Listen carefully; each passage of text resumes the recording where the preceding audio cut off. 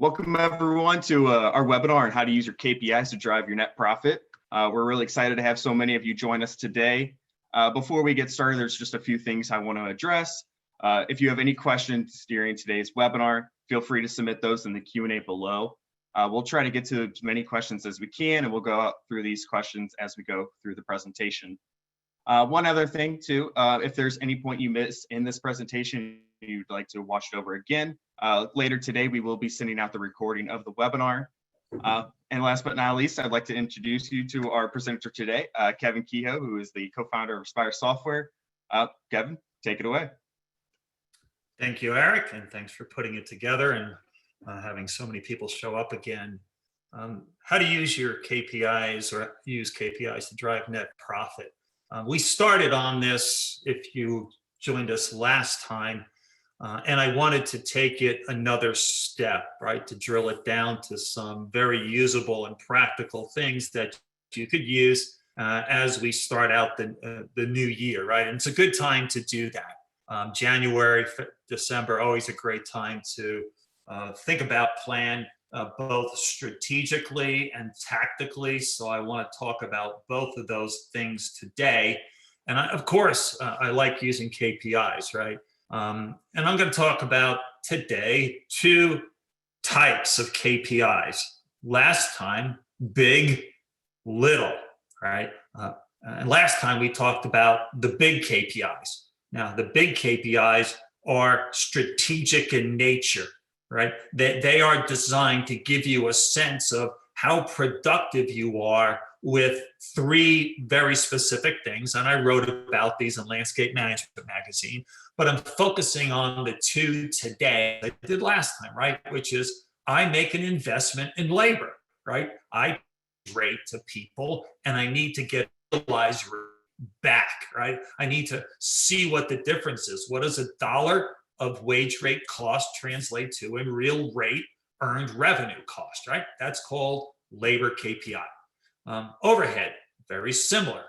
The bottom denominator, the input's overhead dollars, right? Usually an annual or rolling 12 worth of dollars with the same for revenue on the top of that particular equation, right? So productivity means what did I put in? Cost, what did I get out? Revenue, right? And so those give me a pretty good idea of where I stand relative to other people, relative to the average, right? And then they have real implications for profitability, right? Because these things are very closely aligned with net profit performance, right? And so that means one of the strategic things we have to do is both budget properly, right? And then tactically execute on that budget, right? And so I'm going to do a little bit review of those numbers. I'm going to use an example because I think it's easy for all of us to see if you actually see it. Now, big KPIs, little KPIs. What's the difference? Well, I use these two maps, right? The map on the left here is my current address, and this is my old address in California. And so when I plug it in on a map, thing like Google or Apple, right? It shows me it's going to take 6 hours to get there, and it's a big blue line, and it's like, yeah, that's the best route to get there, right? Really nice, right? Big overview. But inside that map, right, if I go to the left here, as you get to this little area down here, right, close to the destination, if you miss one of these turns in here, right, you're going to end up in an entirely wrong place. Right? In other words, we go from a macro view KPI to a micro view KPI, right? I need both. The big KPI is strategic in nature. It's like, okay, what's the plan? The little KPI is tactical in nature, is are we getting close? And let's make sure we're staying on track, right? So I'm going to do the big KPIs first, just as a review. I'm going to tie them to the little KPIs, and then I'm going to suggest what we learned last time was using the KPI is that what really seemed to matter in the data that came out of Aspire, right? Almost $2.5 billion worth of our client revenue, disguised, averaged out, right? indicated that what really made the difference between low profit and high net profit companies was the service mix and the margin on each of those service lines, which means, yeah, I should budget for that, right? Because those things I'm going to use to produce a budget, and then those budgets I'm going to use to produce, right? So big KPI to the budget, which is an executional tool, down to the little KPIs, pricing, overhead, and management, right? So that's kind of our agenda today, if you will. And I'm going to take you through that and give you my thoughts on all of that. So let me shift gears here and take you to some of those numbers. And Eric, you can let me know if those numbers look good. They're large enough for people. I can make them slightly larger. There we go. So please follow me on this because this is a bit of a review, right? There are my two KPIs, labor and overhead, right? You can see them, right? And I have a total company, and then I have the mix broken down, right, between different divisions or service lines, as I like to call them. And so the numbers you're looking at here, again, are Aspire data, right? Which is used for a very simple reason, is to produce benchmarks and averages. And what I'm showing you here is the average, right? It's everything combined. And so when you look at Aspire data, this is the mix. Most of our clients, a big chunk of their business is maintenance. 17% is construction, 16, 3, 1, and there's snow in there, but I took snow out just to keep things simple for now. And then in each one of these businesses, 100% of revenue, and then the associated labor, materials, subs, other costs, and profit, right? There they are. And also associated with each of these things is what we call indirect hours, right? So how many indirect hours are there associated with it? Because that's a real cost, right, associated with the direct cost. Interestingly enough, also all the average wage rates that you can see that are paid in those different divisions. So this is real data. And so if I do simple calculations, as I said, right, my realized rate divided by my wage rate gives me my labor leverage. And here you can start to see some very interesting things, right? Is that labor leverage on construction is way higher than labor leverage on maintenance. $1, right, cost per hour in construction turns into $6 in revenue. It only turns into $2.54 in maintenance. Well, it makes complete sense because so much of what you're selling in construction is materials, got nothing to do with labor. And so we would expect to see things like that. But what's also more interesting for our strategic discussion here today is what are they actually making, right? What's the gross margin on these particular service lines? So now we've got some data points we could use to create a strategic going forward budget, right? That makes us more money because this little mix of things here, right, produces a 6% net profit. Right? So how do I connect, right, these things, the mix, the margins, the labor leverage, and the overhead leverage, right, with producing a strategic budget that gives me a very high percentage of becoming a high profit, net profit company? So we're going to look at a couple of things here, and I'm going to use, for my purposes here, a simple $4 million company, right? And so we're going to take all the Aspire numbers up here and just impose them or reflect them, right, through what that would look if all the Aspire data was in that $4 million company, right? In other words, this $4 million company, that's their mix, right? Because I got to start with the baseline. Any plan starts with baseline. Where am I today? And what do I need to do to get to somewhere else? And again, the goal here is, how am I going to drive net profit? What do I need to do strategically and then tactically? So applying all the percentages and all the labor costs up here as if those were what this average $4 million company had, right? It produces the essential total P&L, right? a 6% net profit company. $4 million, 48% net profit for the total, right? There is my overhead and there is my net profit. Now, this is where the overhead leverage gets really interesting. Because these different businesses do not all have, or different service lines don't have the same overhead requirement. In other words, $2 of maintenance revenue requires $1 of overhead, right? That's what that says. It's just the reverse. $3 of revenue only requires $1 of overhead in construction, right? So you can see, even though there's a blended large KPI, there are very unique KPIs for each of these service lines divisions. That's important because it's going to drive our strategic decisions when we produce a strategy in a moment and a plan, and then take the big KPI down to the little KPIs, right? That's my goal. That's what I'm trying to take you through here, right? It's a method and a process that says, how do I get this number, right? This number right here, bigger, right? What's required to get more than 6? So very simply, if you look along the line here, I can see the gross profits, right? Quite different. So what's interesting, right, is that even though it makes 42%, it requires less overhead, right? There's the overhead associated with it. Construction net's a 10% business. In our model here, we're basically breaking even on maintenance. Doesn't mean we don't do it. It's just that it requires so much more overhead and probably should have a higher margin, but it doesn't, right? It just, at this point, given our data numbers, that's the reality of it.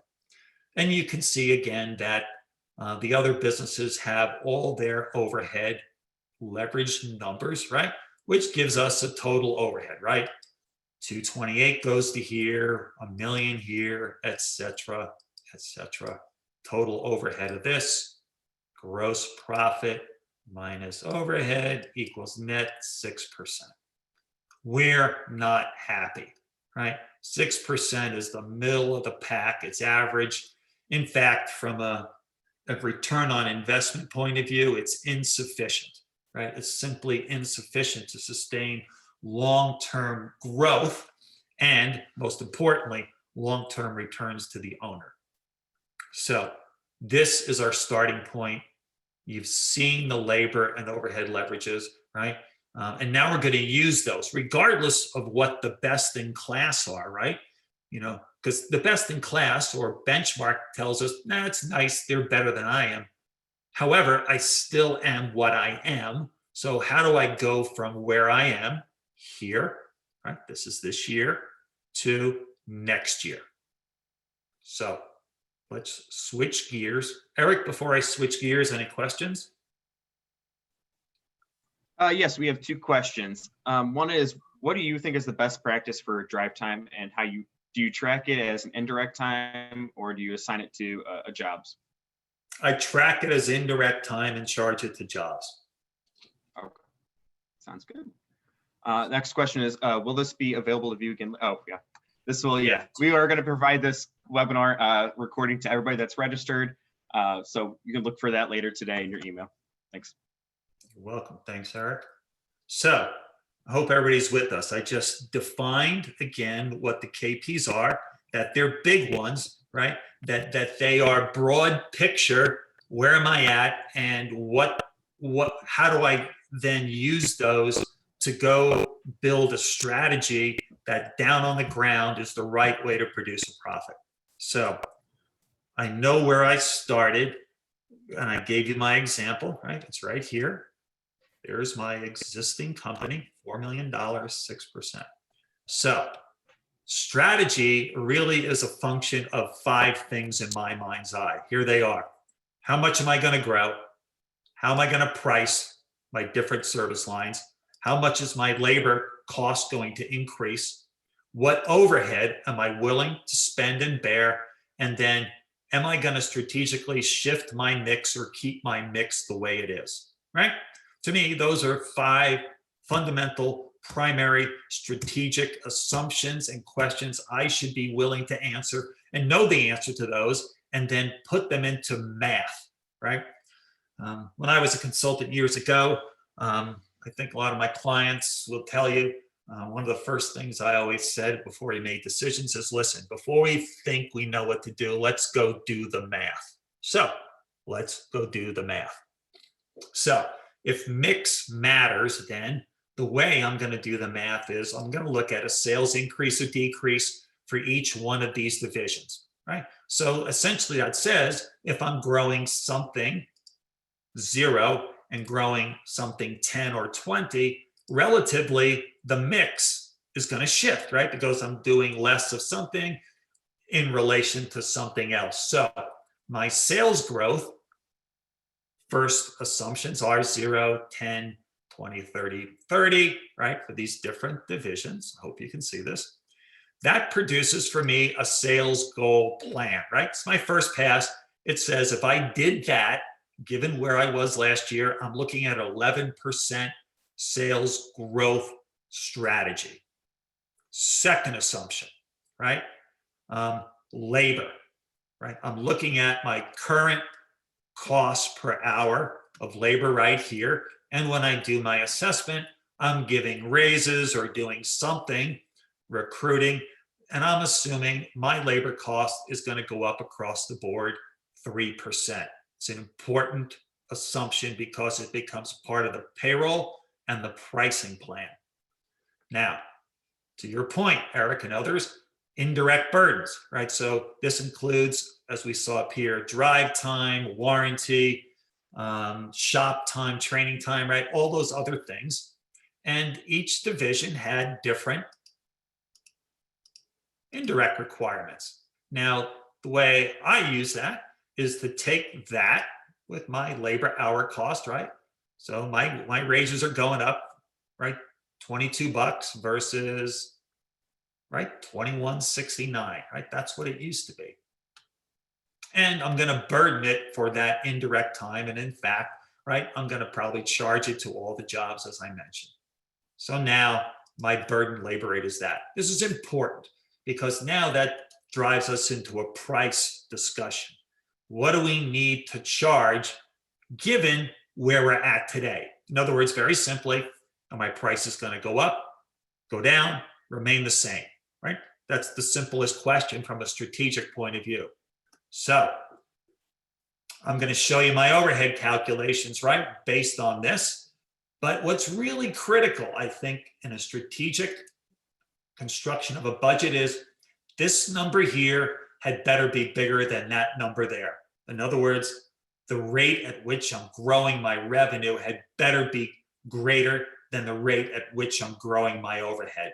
I think it's reasonable anywhere from 1 to 3, maybe 4% difference, maybe, right? So in other words, that tells us something very interesting about the landscape business, which is there's not a lot of overhead leverage. When you increase a sale, you increase overhead, right? Not just your direct costs.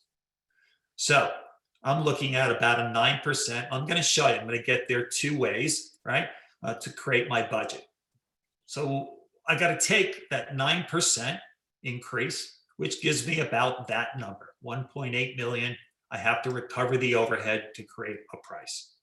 Now I'm going to allocate the overhead to these divisions much more based not on how much the overhead actually costs for that division, but based on how I think I can put together a reasonably acceptable pricing strategy that I can go execute.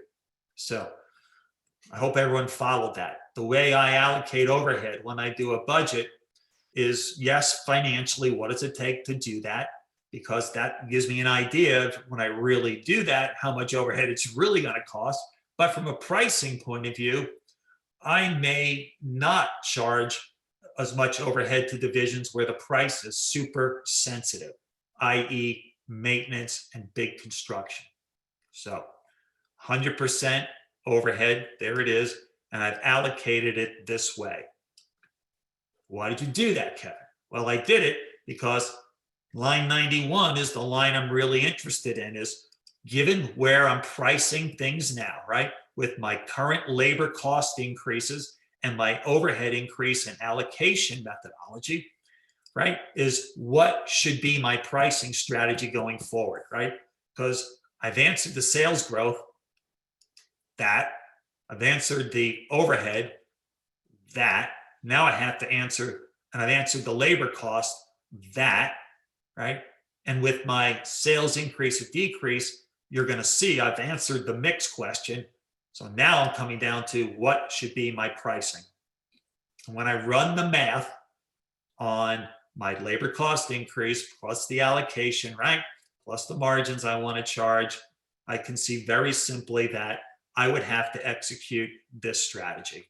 In other words, I won't decrease my overhead, my construction pricing by a point. Essentially, I could leave it the same. In other words, I could tell my estimators, do what you did last year. I could do the same with my estimating people, right? I'm not changing contracts. I'm not saying I'd do that. I could. I would increase my pricing on my enhancements by 3, irrigation by 4, and arbor by 4. Don't have to do that, right? Simply by changing the allocations here, right? 44%, that means I need a 2% price increase here, right? Now I got to get rid of some of the numbers over here, make that 24% of the overhead. Sorry, 24% of the overhead. Now 100 allocated. I could actually leave my maintenance price, my enhancement pricing the same. I hope everybody's following that, right? I'm going to take and suggest that this is the strategy I'm going to use, right? I'm going to grow. So here's what we're doing so far. Total 11% increase in revenue. 30 in this division, 30, 20, 10, none, right? Labor costs going up 3 across the board. Overhead going up 9. It gives me a little bit of leverage between the two, right? I want that bigger than that. And it says, if you did that, right, we could say no price increases on these two here. Salespeople super happy about this. And I'm going to increase my prices here. So where do I do that? Well, a little bit of training with my estimators, and then I just change my factors, margins, and markups in my software system. There it is. Now, my mix was a function of the sales increases relative to each other in divisions. So last year we were this, right? 1857, 1843. This year we're a little bit less, a little bit less, a little bit more, a little bit more, a little bit more. So strategically, when you look at it, it's like, man, I haven't done anything terribly dramatic here. But in fact, you have, right? And this is really where KPIs are super powerful, because little movements, right? What I call leverage, right? A little movement creates on the bottom of that denominator in that equation creates big movements on the top. So let's summarize. This is where I was last year, 4 million at 6. If I did this, right? If I executed this strategy with sales growth and mix, labor cost increase, pricing, right? Pricing, and the subsequent mix changes, here's what happens to my bottom line and my total business, right? I am now a $4.48 million business. My margin, right? Remember, mix and margin, right? Old mix to new mix. I go from what was a 48.1 margin to a 50.7 margin. My overhead, right, is up 9%, as I said, and I go from a 6% company to an 8.9, almost 9% company. In other words, a strategy that says grow 11 sales revenue with or change in my mix with that labor overhead, with that labor cost increase and an overhead increase of this allocated this way with a pricing strategy of this, right, produces a 67% increase in the bottom line, right? Where did I get that number? The 403 I'm projecting based on this strategy compared to the 241 I made last year. This is significant, right? This is what I'm talking about when I'm saying KPIs are not just interesting information. They are information that if we know what makes a difference in terms of the bottom line, and we concluded last time it's mix and margin, right? In other words, shifting the mix and shifting the margin, and shifting the margins a function of two things: the price, right? I charge through estimating, and then the way I manage and watch the work as it gets done and produced and priced, right? That's it, right? So in other words, this is why KPIs are so important, because there's tremendous leverage in managing the denominator, right, in relation to the numerator. And so if I go back to here, right, the way I do labor leverage, right, to get those leverage numbers up is I have to manage the cost, right, wage per hour, but then I have to manage the difference, right, between the cost and what we actually end up charging and producing, right? So again, labor leverage, a dollar produces 6 in construction. A dollar produces 250 in maintenance, right? These are numbers that are not made up, right? This is $2.5 billion of aspired data that says this is what happened. And then the same with the overhead leverage number, right? Is I can work at a lower margin if I have a higher labor leverage. Now, the question is, when I say leverage, and that's the key, is a little change makes a big difference, right? 315 to 3.2 puts a lot of dollars on the bottom line. So it's a lot of numbers, but for me, if I'm looking at my business, I'm going to start strategically, and I'm going to deal with these main things. How fast do I grow? What's my mix? How am I going to price those things in each division, given my labor and overhead? So I'll rest there for a moment. Eric, other questions? We did have one just come in. On the spreadsheet, you have an overhead increase of 9%. Yeah. Where did that number come from? It came from here, right? Good question. So in other words, when I did my sales growth projections here, right, it produced, right, these new revenue numbers, right? So that's my start point. And then when I look at, right, the individual for each one of these divisions, right, what the leverage was, it creates an overhead requirement. And when I add them up, that's how I get to the 9%, right? Pretty darn close, right? Comes up with 1.873 versus the 1.877. So that's where it comes from, right? Different businesses require different overhead. And I always like to use a little fudge number here that says, you know what, we should be slightly more efficient. In other words, 3% more efficient cheats a little overhead, right, off of each division. In other words, if I made this 98%, you can see I only grow my profit by 59%. If I do it by 96%, whopping 75%. But the point is, it gives me a cap on how much I'm going to spend in overhead, right? And that becomes what I can manage. Hope that answered the question, Eric. Cool. We did get another question as well. Does this take into account overtime wage? Yes, it does. Yeah, because this average wage rate, right, is going to take into account overtime, because what happens in Aspire, right, is you can do it both ways. You can use what we call a pay code for overtime, but most of the time we're charging straight time. And so if you look back at my chart of accounts, the premium portion of overtime is, guess where? Overhead, right? That's where it is. So over a year, right, I can price a job with overhead rates and cost it with overhead rates. But if you go back to my original chart of accounts, the premium portion, right, for overhead is captured in overhead. Premium portion of overtime, is captured here, right? That's where it gets in. So the answer is yes, it's in here. All right.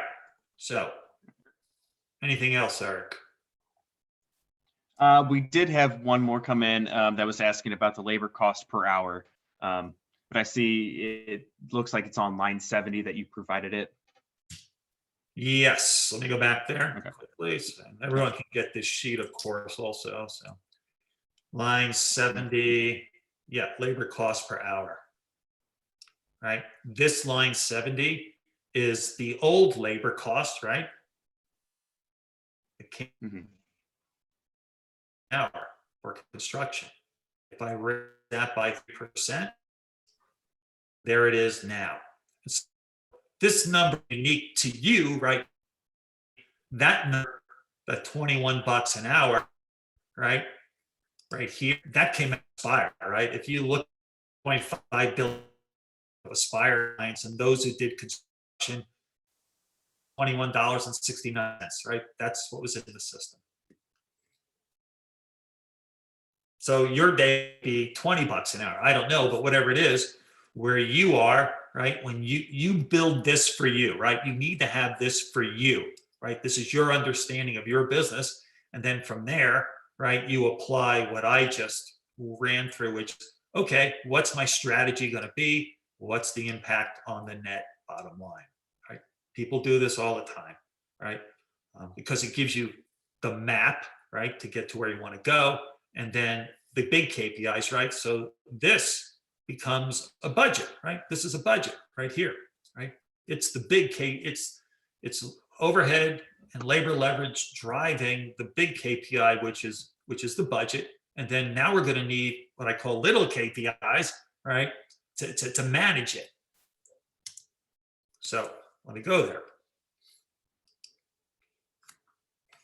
Operational little KPIs.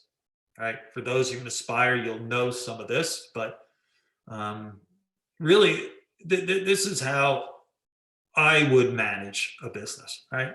I'm going to have the rolling budget. We just did that. I'm going to have the rolling budget. And by the way, all my KPIs, I mean, the rolling budget is going to be more year to date and more monthly analysis. It's not really good for these two, right? It's not going to give me daily, weekly. It's not going to give me job and customer, right? It's the big map, right? It's this, right? But I need this, right? And so the little map to me breaks into 3 sections, right? I want to have KPIs around revenue, sales, dollars. I want to have KPIs around production and gross margin, right? And I want to have KPIs around service and customer. These two, right? I mean, this, right, provides the roadmap for what we expect here and here. This, right, lets us know how happy people are with us doing this and this, right? And it matters, right? Because ultimately we service these people. So I want to talk about these little KPIs, what they are, why they're important. These I can manage much more granularly, right? Revenue, sales at any point in time, daily, weekly, monthly, year to date. I would do them all. But the rolling budget, again, gives me the big picture. Are we still good? Are we moving here, right? Of course, things can get off track. So I got to make sure at the micro level, I'm staying where I need to be. So the rolling budget, in my mind's eye, is for 2 things. Forecasting, right? Because I'm going to look at where I'm at and it's going to suggest I'm going to make it or not make it in the time allotted, right? It's looking at the future. So I use the rolling budget to forecast the future and make changes in the forecast, which means I'm going to have to lead and manage differently. Are we making it? Are we not making it? The other point of the rolling budget is management. It's the past. You know, it's looking back and going, we screwed up or we did good. And so I'm going to use the rolling budget for 2 because the rolling budget is part of a bigger leadership management scheme, which is I have to make the game interesting, and I have to make people accountable to the game. Not only accountable, but excited about it and intelligent enough to know how to fix it, right? Otherwise, everything falls back on me, the owner manager, to make all the decisions. That is no good, right? I need everyone involved in the game. So part of the little operational KPIs is what I call playing the game, right? And so on the revenue side, I like to have KPIs in dollars that shows me reports on what's been produced to date in relation to this, right? Because it's always in relation to this thing. What's in the queue? In other words, it's been sold, but it's not been this, right? Hasn't been produced yet. It hasn't happened. And then I also need to know, if I'm doing a forecast, what's in the pipeline, right? It's like, what are the account managers and the arborists and the irrigation and the maintenance and construction, what are they working on, right? What jobs are they bidding in the system, right? The wonderful thing about Aspire is you can get all that data in this. It's an opportunity, right? I can look at the opportunities and I can get a sense of my revenue dollars, right? I can then start to use those to say, am I actually going to make this, exceed this, or fall short of this? Always looking at these three things. If I go to the production side, I should look at the same stuff basically, right? So in the production side, I'm looking at KPIs, again, completed in relation to what? This, right? We said by this month we'd have this much completed. Do we? But what's completed up to now, right, is also a report on it's not complete, it's WIP, right? It's work in process. I'm not talking accounting WIP. I'm talking about work that's in process right now, not done, and or it's in queue, right? It's been sold, right? It's been sold, but it hasn't been produced. Here, it's what I call anticipated. Here in queue is probably gone a step forward. It's scheduled, right? And then, of course, I want to know pipeline, right? It's this, right? It's this pipeline here. If I plugged it into here with an associated ticket, right? What's it looking like in terms of dollars and hours? So Aspire, given all the benchmark data I showed you, is really good at giving you everything you need to know to run your business. And it's not a commercial for Aspire. It's just a common sense, logical thing that says, if I want to make money, I need to know where it gets made and what I need to change. Because if I just do what I did last year, I'll probably get the same result. And so to get the data at a level that people can see, right? Because 95% of your company doesn't give a damn about this thing here, right? They don't even know it. They don't understand what a gross margin percentage is, right? I mean, they don't manage that. You know, what they manage is, what am I selling, right? I got a bunch of stuff. That's an opportunity. And what are we doing? In Aspire, we call those tickets, right? And what state are they in? And what do I need to do next month, right? In the forecast by completing and stuff in process, right? Plus I can see stuff in the pipeline. That gives me at the great game of business level, right? Something that my people can focus on, look and manage, right? Because what you talk about gets done, right? And so I'm going to watch little KPIs. So the big KPIs allowed me to create my strategy and budget, right? My little KPIs is how I run the game. The fourth KPI that I'd like, it's not as quantitative as these, but it's something I, the CEO, would always have my eye on, which is number one, internal QC, right? So I would be doing things and managing and tracking internally a site audit, for example, or that's an Aspire, that's nice. Or I'd have my own site assessment or job assessment numbers, right? Every time a job was completed, and maybe I'm using a simple 1 to 10 scale, right? In other words, I have to have internally away from my own people to say, we're doing good, right? Because this is not nearly as important alone, right? My own sense of how well we're doing, as well as to an external CE. CE is customer experience, right?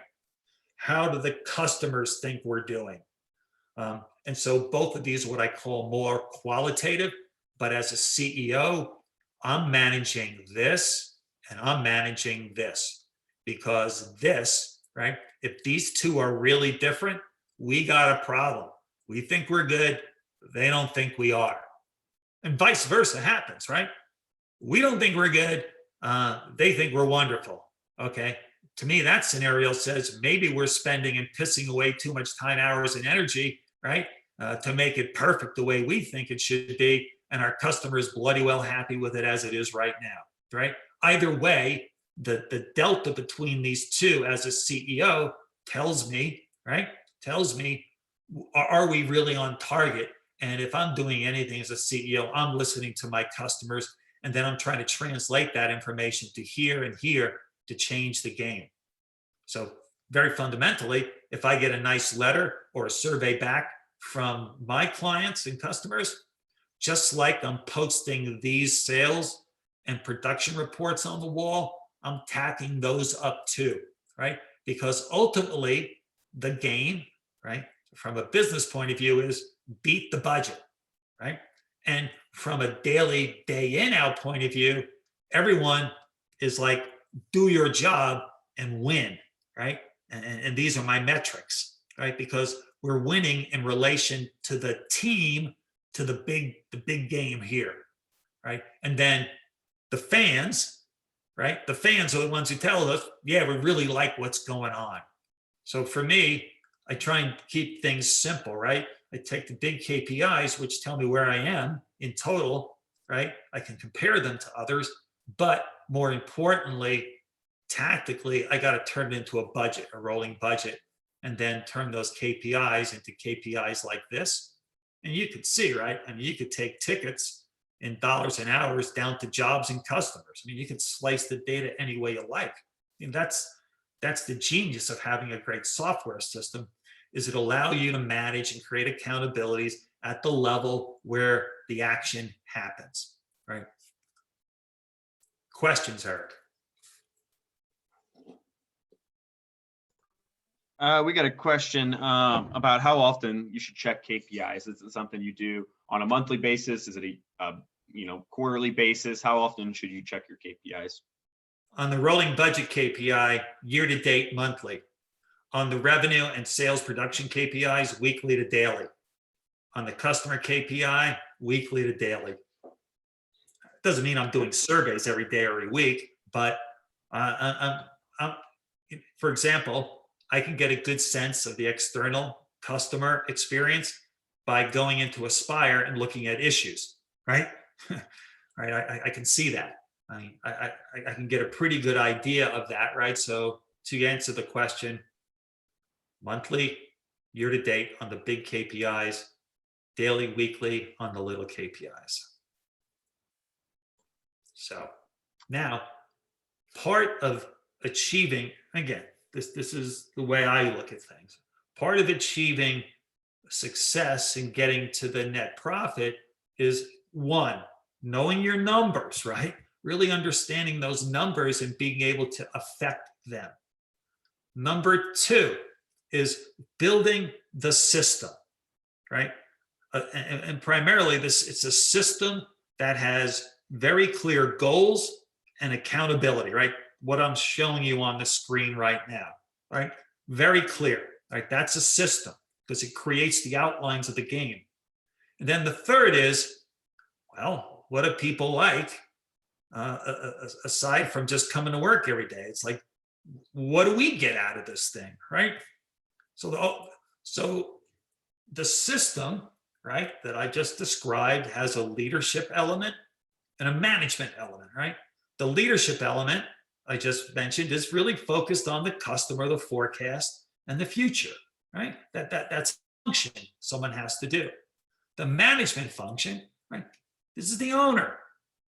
This should be the people you hire, right? They're responsible for execution, motivation. They're looking more at the past, but much more at the present, right? So if we put these two together, right, we've got a better chance at winning the game. In other words, the goals are good, the system's good, and the question comes up is, do I use incentives with my KPIs? I get it all the time. And my answer is sure. 67% profit gain. Do I pay people some incentives? Sure. However, having done incentive programs for over a quarter of a century, I can honestly relate, and I think there's significant data to prove this, that of the 67% profit gain, the incentives will drive maybe 10 to 20% of that. In other words, the system and the plan drives the vast majority of the profit gain. So what does that mean then? Do I not use incentives? I'm like, no, use them.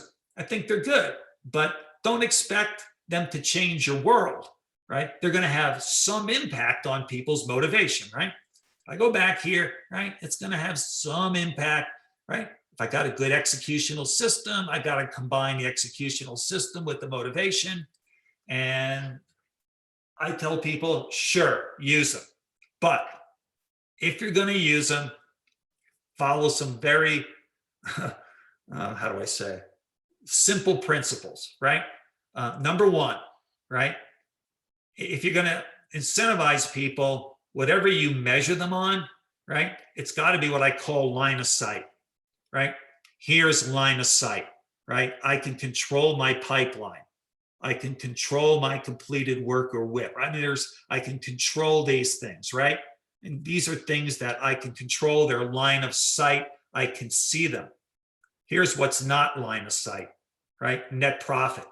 No one knows. They don't touch the overhead. The division that they're not in, they don't know how they're doing, right? I mean, line of sight. So if I'm doing an incentive, I'm going to use a metric or measurement that's simple and line of sight. They can see it. They can impact it. Simplicity. I've used complicated formulas to come up with these things. I'm like, they don't work that well, right?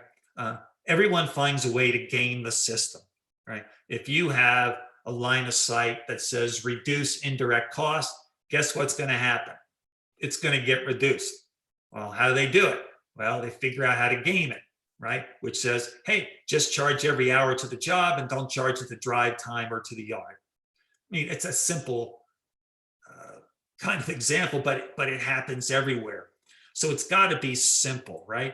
In other words, the formula that says, listen, if you do X, you get Y, right? Very simple. Let me give you an example of a system that I saw work well for a number of years until people got bored with it, because that's what happens. People get bored with the game.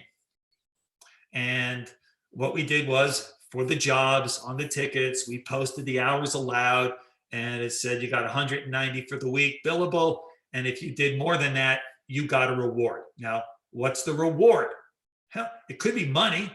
It could be a pat on the head. It could be recognition, but you got something, right? It was pretty simple. You had every week, added up your hours, looked at what the hours were given to you. And if you did well, and on this particular program, if the crew did well, we gave the foreman $100 for him to distribute any way he liked, right? Or $75 if it was decent. You follow me. In other words, it wasn't a complicated formula. It's like, beat the hours, I give you X, done. Frequency. If we did that program with the crew once a month, it wouldn't really produce any result, because their timeline is today and this week, right? A month is just too long to wait. So, frequency, when you create a plan, right? The lower down, and I say lower down the organization, I mean labor, right, being, quote, lower down, unquote, management being higher up, right?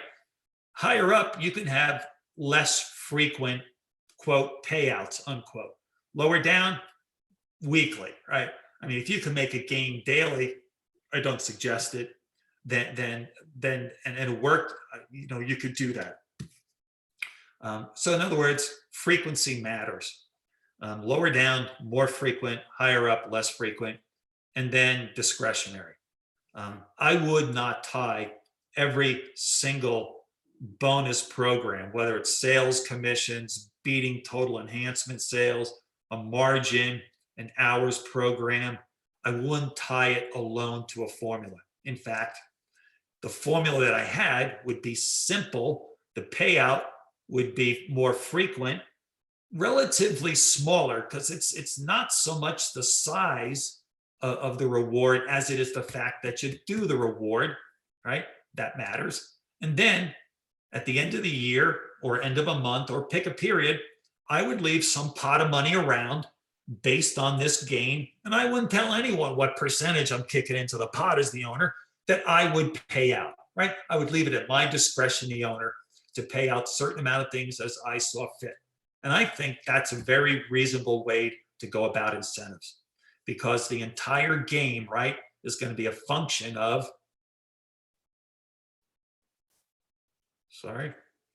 right?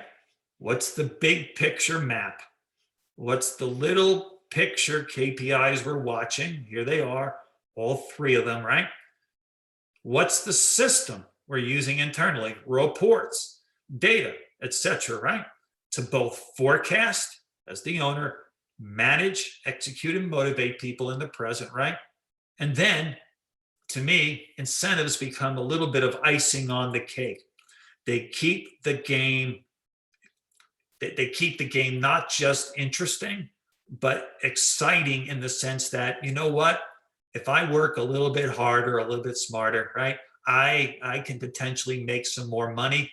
And one of the biggest things about an incentive system like this is not so much that the bonuses are super large, but more that people don't leave, right? Because one of the biggest costs to any business is losing good talent, a good crew lead, a good laborer, a great AM, right? Just because, right, they compare total pay they make with you to total pay they make somewhere else. Next thing you know, you lose someone critical. And to me, that's a cost that's really hard to budget in hard dollars and numbers. So what I try to do today for everybody was to take the KPIs, right, a step further. So in summary, it's, I know my KPIs, right? I start from where I was last year, and I want to influence or impact those KPIs and turn them strategically into a rolling budget, right? That gives me a set of targets, quarterly, monthly, year to date. Then I want to take those and then put them down into line of sight metrics that matter, that people can control. And then, yeah, you know, once I've got that system in place, the game is now interesting. People are now accountable. Can't hide anywhere, really.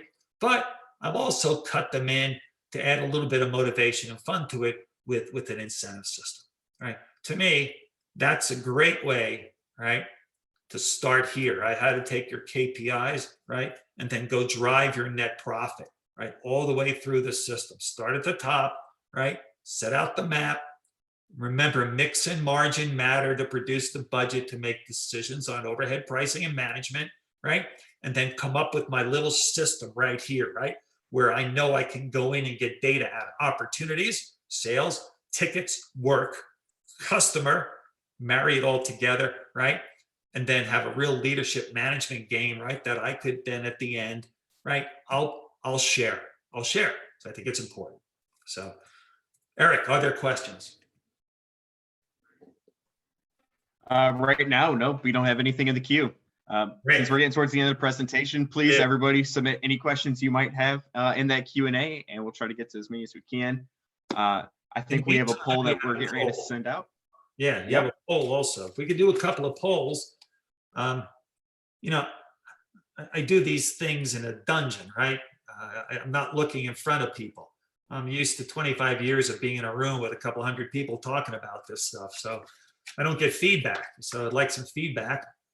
If it's valuable, great. And if you want to do more, great. We'll do some more, right? Because it's what you want. So I think, Eric, those are the basic questions we'd love to have people take a poll on. Yep, exactly. So far, it seems like we have a lot of questions, or the next topic is between production and finance. But yeah, everybody, please feel free to submit any topics that you might like to see next. Yeah, I mean, we're happy to do both, right? I mean, we got a whole year ahead of us here where we can do webinars and dive into the details. I am generally a big picture person, but I know you got to do the math, right? You got to get down into the details to execute anything, right? What seems sometimes to make sense strategically when you do the math makes no bloody sense at all, right? And then even if it did make some sense, it's like, well, how do I move my organization to get there and do that? Which typically means, as I demonstrate in a spreadsheet, you're more likely to be successful making small changes that have a lot of leverage versus making big wholesale changes that confuse everybody. So well, let's keep that in mind as we take a look at some of this. And with that, it's an hour. We said we'd take an hour of your lives, so I'd like to commit to that. And this is Kevin Kehoe at the Aspire Software Company. Thank you very much for showing up today.